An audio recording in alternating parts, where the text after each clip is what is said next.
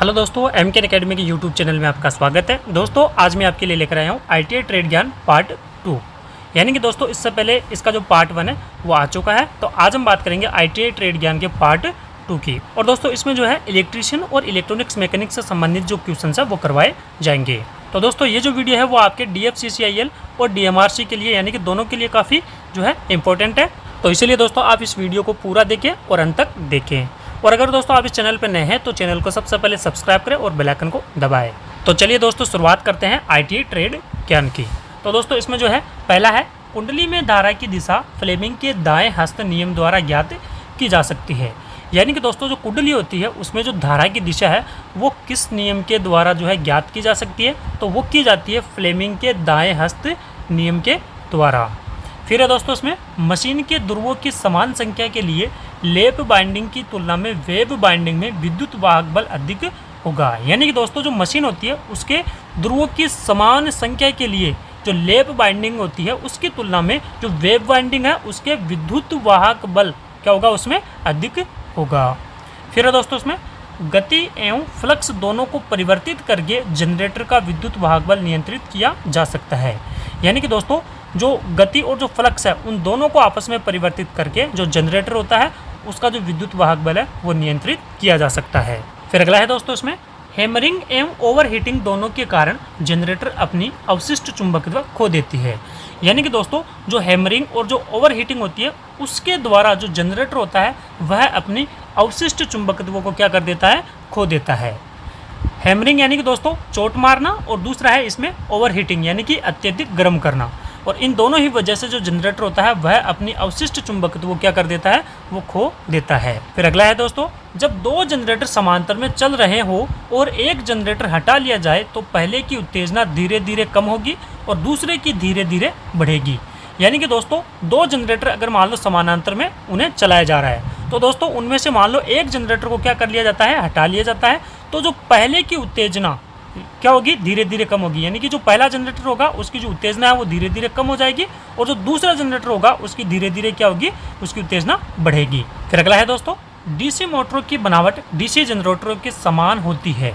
यानी कि दोस्तों जो DC मोटर होती है उसकी जो बनावट होती है वो DC जनरेटर के समान होती है, केवल फ्रेम बनावट भिन्न होती है और उनकी जो फ्रेम बनावट होती है वो क्या होती है, वो अलग होती है यानी कि भिन्न होती है। फिर है दोस्तों, फील्ड फ्लक्स घटाने से मोटर की गति बढ़ती है। यानी कि दोस्तों जो मोटर है उसकी गति कब बढ़ती है, वो बढ़ती है फील्ड फ्लक्स को घटाने से। फिर अगला है दोस्तों, यदि DC मोटर का फ्लक्स शून्य हो जाए तो इसकी गति शून्य हो जाएगी। यानी कि दोस्तों जो DC मोटर होती है अगर मान लो उसका जो फ्लक्स है वो शून्य हो जाता है तो उसकी गति क्या हो जाएगी, शून्य हो जाएगी। फिर है दोस्तों, लिफ्टों के लिए सीरीज प्रकार की मोटर प्रयोग की जाती है। यानी कि दोस्तों जो लिफ्ट होती है, मान लो बड़ी बड़ी जो बिल्डिंग्स होती है उनमें जो लिफ्ट लगाई जाती है उनमें जो है किस प्रकार की मोटर का प्रयोग किया जाता है, वो किया जाता है सीरीज प्रकार की मोटर का। फिर है दोस्तों इसमें DC शंट मोटर के फील्ड टर्मिनल और आर्मेचर टर्मिनल दोनों को आपस में बदल दिए जाए तो मोटर समान दिशा में चलेगी। यानी कि दोस्तों DC शंट मोटर के फील्ड टर्मिनल और आर्मेचर टर्मिनल यानी कि इन दोनों को अगर मान लो आपस में बदल दिया जाता है यानी कि एक दूसरे की जगह बदल दी जाती है तो जो मोटर होती है वह समान दिशा में चलेगी। फिर अगला है दोस्तों इसमें, यदि लोडेड शंट मोटर के फील्ड कनेक्शन अचानक डिस्कनेक्ट हो जाए तो फ्यूज उड़ जाएगा। यानी कि दोस्तों जो लोडेड शंट मोटर होती है उसके फील्ड कनेक्शन मान लो अचानक से डिस्कनेक्ट हो जाते हैं तो जो फ्यूज होता है वो क्या होता है, वो उड़ जाएगा। फिर है दोस्तों, कमरे का इल्यूमिनेशन छत और दीवार दोनों के रंग पर निर्भर करता है। यानी कि दोस्तों जो कमरे का इल्यूमिनेशन होता है वह उस कमरे की छत और दीवार उन दोनों के रंग पर क्या करता है, निर्भर करता है। फिर है दोस्तों, टंगस्टन फिलामेंट लैंप में निष्क्रिय गैस के प्रयोग का उद्देश्य हीटिंग एलिमेंट का गलनांक बढ़ाना होता है। यानी कि दोस्तों जो टंगस्टन फिलामेंट लैंप होता है उसमें निष्क्रिय गैस के प्रयोग का जो मेन उद्देश्य होता है वो क्या होता है, वो होता है हीटिंग एलिमेंट का गलनांक बढ़ाना। फिर अगला है दोस्तों, सोडियम वाष्प लैंप के साथ श्रेणी में चौक का प्रयोग विसर्जन को स्थिर करने के लिए किया जाता है। यानी कि दोस्तों जो सोडियम वाष्प लैंप होता है उसके साथ में श्रेणी चौक यानी कि जो श्रेणी में लगाई गई जो चौक होती है उसका जो प्रयोग होता है वो विसर्जन को स्थिर करने के लिए किया जाता है। फिर अगला है दोस्तों, किसी लैंप की दक्षता ल्यूमेन और वाट में मापी जाती है। यानी कि दोस्तों कोई लैंप होता है उसकी जो दक्षता होती है वो किस इकाई में मापी जाती है? वो मापी जाती है ल्यूमेन और वाट में। फिर अगला है दोस्तों, प्रतिरोधी हीटिंग ओवर का तापमान थर्मोस्टेट के प्रयोग द्वारा नियंत्रित किया जाता है। यानी कि दोस्तों जो प्रतिरोधी हीटिंग होता है उसका जो तापमान है वो थर्मोस्टेट के प्रयोग के द्वारा ही जो है नियंत्रित किया जा सकता है। फिर है दोस्तों, डीसी मोटर में लौह हानियाँ आर्मेचर में होती है। यानी कि दोस्तों जो डीसी मोटर होती है उसमें जो लौह हानि होती है वो कहाँ होती है? वो होती है आर्मेचर में। फिर अगला है दोस्तों, आर्मेचर लेमिनेशन के लिए पीतल धातु का जो है प्रयोग किया जाता है। यानी कि दोस्तों जो आर्मेचर का जो लेमिनेशन है उसके लिए जो है किस धातु का प्रयोग किया जाता है? वो किया जाता है पीतल की धातु का। फिर अगला है दोस्तों, लेप वाइंडिंग में ब्रुशों की संख्या ध्रुवों की संख्या के बराबर होती है। यानी कि दोस्तों जो लेप वाइंडिंग होती है उसमें ब्रुशों की संख्या किसके बराबर होती है? वो होती है ध्रुवों की संख्या के बराबर। फिर अगला है दोस्तों, लेड एसिड बैटरी की धनात्मक प्लेट लेड पेरोक्साइड की बनी हुई होती है। यानी कि दोस्तों जो लेड एसिड बैटरी होती है उसकी धनात्मक जो प्लेट होती है वो किसकी बनी हुई होती है? वो बनी हुई होती है लेड पेरोक्साइड की। तो दोस्तों ये जो क्वेश्चन है वो आपके इलेक्ट्रीशियन और इलेक्ट्रॉनिक्स मैकेनिक दोनों के लिए क्या है? इंपॉर्टेंट है। तो दोस्तों आप इस वीडियो को शुरू से अंत तक देखें और पूरा देखें। फिर है दोस्तों, शुष्क सिलिका जेल का रंग हल्का गुलाबी होता है। यानी कि दोस्तों जो शुष्क सिलिका जेल होती है उसका रंग कैसा होता है? तो वो होता है हल्का गुलाबी। फिर है दोस्तों, नमी सोखने के बाद सिलिका जेल का रंग नीला हो जाता है। यानी कि दोस्तों सिलिका जेल का जो रंग है वो नीला कब होता है? वो उस वक्त होता है जब वो जो सिलिका जेल होती है वो नमी सोख लेती है तो उसका जो रंग होता है वो नीला पड़ जाता है। पहले कैसा होता है? हल्का गुलाबी। फिर अगला है दोस्तों, ट्रांसफार्मर में अधिकतम भार की सीमा वोल्टता के अनुपात द्वारा निर्धारित होती है। यानी कि दोस्तों जो ट्रांसफार्मर होता है उसमें जो अधिकतम भार की जो सीमा होती है तो उसे वोल्टता के अनुपात के द्वारा ही क्या किया जाता है? निर्धारित किया जाता है। फिर अगला है दोस्तों, यदि 4 प्रतिरोध प्रत्येक का मान R ओम की समांतर क्रम में जोड़ा जाए तो कॉम्बिनेशन का कुल प्रतिरोध R/4 होगा। यानी कि दोस्तों अगर मान लो 4 प्रतिरोध है और प्रत्येक का जो मान है वो R ओम की समांतर क्रम में जोड़ दिया जाता है तो उसके कॉम्बिनेशन का जो कुल प्रतिरोध होता है वो क्या होता है? वो होता है R/4। और दोस्तों ये जो कॉम्बिनेशन का जो कुल प्रतिरोध होता है R/4 वो ओम के नियमानुसार ही होता है। फिर अगला है दोस्तों, सोल्डर वायर टिन तथा लेड का मिश्रण होता है। यानी कि दोस्तों जो सोल्डरिंग वायर होता है वो टिन और लेड इन दोनों का क्या होता है? मिश्रण होता है। फिर अगला है दोस्तों, वोल्टमीटर को विभवांतर मापने के लिए समानांतर क्रम में जोड़ा जाता है। यानी कि दोस्तों जो वोल्टमीटर होता है उसे विभवांतर को मापने के लिए किस क्रम में जोड़ा जाता है? तो वो जोड़ा जाता है समांतर क्रम में। फिर है दोस्तों, चालक पदार्थ का तापक्रम बढ़ाने पर उनका प्रतिरोध मान बढ़ जाता है। यानी कि दोस्तों चालक पदार्थों का अगर मान लो तापक्रम बढ़ा दिया जाता है तो उनका जो प्रतिरोध मान होता है वो क्या हो जाता है? वो बढ़ जाता है। फिर है दोस्तों, एलईडी पीएच जंक्शन होता है। यानी कि दोस्तों जो एलईडी होता है वह एक पीएच जंक्शन होता है। और दोस्तों एलईडी की जो फुल फॉर्म होती है वो होती है लाइट एमिटिंग डायोड। फिर अगला है दोस्तों, श्रव्य फ्रिक्वेंसी एम्पलीफायर की जो फ्रिक्वेंसी है परास होती है वो 30 हर्ट्ज से 15 किलोहर्ट्ज तक होती है। यानी कि दोस्तों जो श्रव्य फ्रिक्वेंसी एम्पलीफायर होता है यानी कि जो सुनने वाला जो एम्पलीफायर होता है उसकी जो फ्रिक्वेंसी होती है वो कितनी होती है? वो होती है 30 हर्ट्ज से 15 किलोहर्ट्ज तक। फिर अगला है दोस्तों, डीसी विद्युत धारा की प्रवाह दिशा और मान सदैव नियत रहता है। यानी कि दोस्तों जो डीसी विद्युत धारा होती है उसकी एक तो प्रवाह दिशा और उसका जो मान है वो हमेशा क्या होता है? नियत रहता है। यानी कि उसमें कोई परिवर्तन नहीं होता। फिर अगला है दोस्तों, एसी विद्युत धारा की प्रवाह दिशा और मान नियत दर पर परिवर्तित होता है। यानी कि दोस्तों एसी विद्युत धारा की जो प्रवाह दिशा होती है और जो मान होता है वो क्या होता है? वो परिवर्तित होता रहता है। यानी कि एसी का तो जो मान और प्रवाह होता है वो हमेशा परिवर्तित होता है और जो डीसी होता है उसका परिवर्तित नहीं होता। फिर अगला है दोस्तों, विद्युत वाहक बल तथा विभवांतर की इकाई वोल्ट होती है। यानी कि दोस्तों विद्युत वाहक बल और जो विभवांतर होता है उनकी जो इकाई होती है वो क्या होती है? वो वोल्ट होती है। यानी कि इन्हें वोल्ट में मापा जाता है। फिर है दोस्तों जो नाइक्रोम होता है वो 80% निकिल और 20% क्रोमियम की मिश्र धातु से बनाया जाता है। और दोस्तों जो नाइक्रोम होता है वह एक हीट एलिमेंट होता है जिसे हीटर में प्रयोग में लिया जाता है। फिर अगला है दोस्तों, निम्न प्रतिरोध, निम्न ताप गुणांक तथा सुदृढ़ता एक अच्छे चालक के गुण होते हैं। यानी कि दोस्तों अगर मान लो कोई ऐसा जो चालक हो उसमें निम्न प्रतिरोध हो और उसका निम्न ताप गुणांक हो और उसकी सुदृढ़ता अच्छी हो तो वह एक अच्छे चालक का क्या है? गुण कहलाता है। फिर है दोस्तों सबसे अच्छा चालक चांदी तथा उसके बाद तांबा होता है। यानी कि दोस्तों जो सबसे अच्छा जो चालक यानी कि सबसे अच्छे चालक में जो धातु आती है वो पहले नंबर पे चांदी आती है जिसे हम सिल्वर कहते हैं, और बाद में आती है तांबा यानी कि जो 2 नंबर पे है और इसे हम कॉपर भी कहते हैं। फिर है दोस्तों अच्छा फ्यूज 37% शीशा और 63% टिन का बना हुआ होता है। यानी कि दोस्तों जो हम घरों में विद्युत काम में लेते हैं और उनमें जो फ्यूज बांधा जाता है तो दोस्तों उसका जो फ्यूज तार है वो 37% शीशे और 63% टिन से बना हुआ तार होता है। फिर अगला है दोस्तों इसमें पृथ्वी का प्रतिरोध लगभग 3000 ओम सेंटीमीटर होता है। यानी कि दोस्तों पृथ्वी का प्रतिरोध कितना होता है तो दोस्तों वो होता है 3000 ओम सेंटीमीटर। फिर है दोस्तों अर्थ में नमक, कोयला एवं जल आसपास की भूमि को नम रखने के लिए डाला जाता है। यानी कि दोस्तों जो अर्थिंग बनाई जाती है यानी कि ज़मीन में, तो उसके लिए दोस्तों ज़मीन में जो है नमक भी डाला जाता है, कोयला भी डाला जाता है और जल, इन तीनों को उसमें डाला जाता है ताकि उस अर्थ के आसपास जो है नमी बनी रहे। फिर अगला है दोस्तों लाइन वोल्टेज 2 फेजों के मध्य विद्यमान वोल्टेज होता है। यानी कि दोस्तों लाइन वोल्टेज किसे कहते हैं तो दोस्तों वो होता है 2 फेजों के मध्य विद्यमान वोल्टेज, और उसे हम लाइन वोल्टेज कहते हैं। फिर है दोस्तों फेज वोल्टेज किसे कहते हैं तो वो होता है एक फेज तथा न्यूट्रल के मध्य विद्यमान वोल्टेज, इसे हम क्या कहते हैं फेज वोल्टेज कहते हैं। फिर है दोस्तों आर्मेचर प्रतिरोध का जो मान होता है वो लगभग 1 ओम होता है। यानी कि दोस्तों जो आर्मेचर प्रतिरोध है उसका मान कितना होता है 1 ओम। फिर है दोस्तों यदि एक धातु की तार को खींचकर लंबा कर दिया जाए तो उसका जो प्रतिरोध है वो क्या हो जाएगा, वो बढ़ जाएगा। फिर है दोस्तों ट्रांसफार्मर को डीसी वोल्टता से जोड़ने पर प्रधान जल जाएगा एवं गोड में कोई ईएमएफ उत्पन्न नहीं होगा। यानी कि दोस्तों जो ट्रांसफार्मर होता है अगर उसमें डीसी वोल्टता जो है दे दी जाती है तो जो ट्रांसफार्मर होता है उसकी कोयल जल जाती है। फिर है दोस्तों रासायनिक सेल में करंट की चालकता केवल ऋणात्मक आयनों के द्वारा होती है।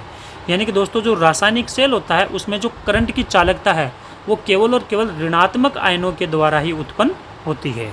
फिर है दोस्तों यदि किसी श्रेणी परिपथ में एक उच्च मान प्रतिरोध और जोड़ दे तो परिपथ की विद्युत धारा का मान घट जाएगा। यानी कि दोस्तों अगर मान लो किसी श्रेणी परिपथ में हम एक उच्च मान प्रतिरोध को जोड़ दें तो उसमें क्या होगा, उसमें होगा दोस्तों परिपथ की विद्युत धारा का मान घट जाएगा।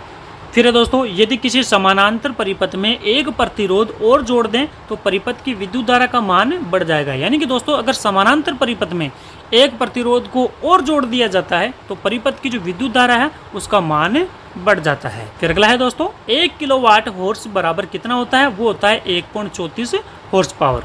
फिर है दोस्तों 1 हॉर्स पावर का जो मान होता है वो 746 जूल प्रति सेकंड या 746 वाट्स भी होता है। फिर है दोस्तों एक एनालॉग यंत्र राशि के मान को संकेतक के रूप में दर्शाता है। यानी कि दोस्तों जो एनालॉग यंत्र होता है वह राशि के मान को एक संकेतक के रूप में दर्शाने का कार्य करता है। फिर है दोस्तों एलसीडी का पूर्ण रूप क्या होता है तो दोस्तों वो होता है लिक्विड क्रिस्टल डिस्प्ले, ये इसका फुल फॉर्म होता है। और अगर दोस्तों आपको ये वीडियो अच्छा लग रहा है तो वीडियो को लाइक करें, शेयर करें, और दोस्तों साथ में अगर आप चैनल पे नए हो तो चैनल को सबसे पहले सब्सक्राइब करें और साथ में बेल आइकन को दबाएं।